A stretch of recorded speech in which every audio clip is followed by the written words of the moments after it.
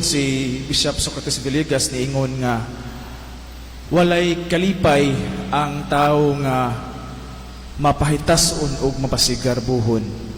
Diha lamang sa pagpaubos sa kaugalingon makita ang tinunay nga kalipay. Maigsoon nga numan nga ang tao nga mapasigarbuhon ug mapahitason dili man siya makita sa kalipay. Diha lamang sa pagpaubos makita nato ang kalipay. Ang tao nga mapasigarbuhon o mapahitason, una, dili siya kabalo mahigugma. Ang tao nga mapahitason kanunay naghunahuna sa tanang mga butang sa kompetensya nga siya kanunay unta mulabaw. Siya dili siya makontento sa kung unsa ang anaa kaniya ug dili niya makita unsa man ang kabuluhan ni ining tanan sa iyang kinabuhi bisan pa man sa kadaghan sa iyang kagustuhan nga maapas kanunay.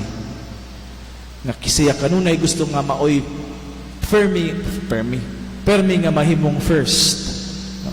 Siya kanunay naglantaw sa tanan nga iyang kakompetensya. Wala siya kapasidad sa paghigugma. Di sa iyang kaugalingon kanunay nga haw ang iyang gibati. Tungod kay wala makapalugdang ang gugma nga angay unta niyang pamalandungan sa iyang kaugalingon. Wala sila kabayo unsa gyud ang makapalipay sa iyang kaugalingon kay siya dili man kabalo mahigugma. Ug tungod ni ana, ikaduha nga rason mao ang mapasigarbuhon ug mapahitason nga tao dili kabalo mga lagad sa uban. Sa pagpaubos lamang makabalo ang tao diha sa pagpangalagad sa uban. At inumduman mga igsuon nga ang humility is not about thinking less of ourselves, but thinking ourselves less of ourselves. Nga dili kita kanunay magunahuna sa atong kaugalingon, nga atong kanunay nga masunahunaon mao ang uban. Mao nga ang mapasigarbuhon o mapahitason nga tao dili gyud kabayo mga lagad tungod kay ang kaugalingon man lamang kanunay ang gihuna-huna. Untana nga ako ang mahimong mas labaw sa tanan. Ako ang mubida. Ang tinuod nga mapaubsanon maoy lamang kabalo nga matinuray nga pagpangalagad sa iyang kahigsuonan.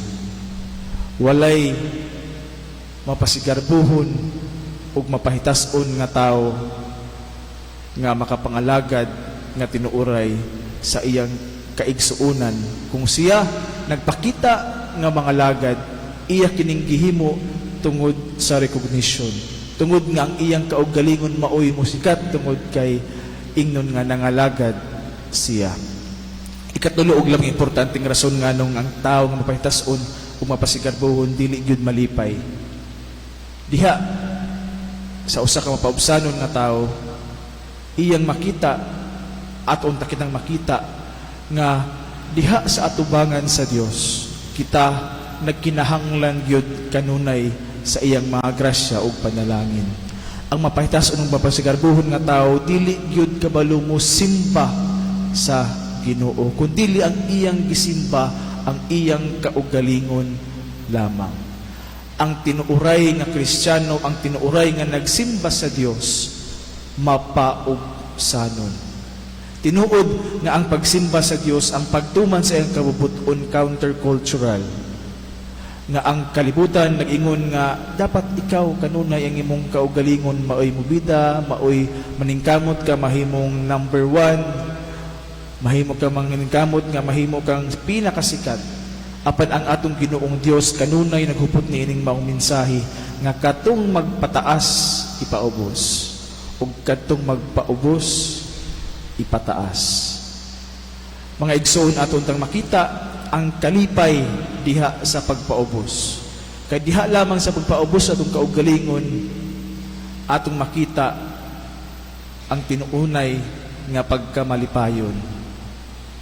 Walay malipayon nga mapahitason ug mapasigarbuhon.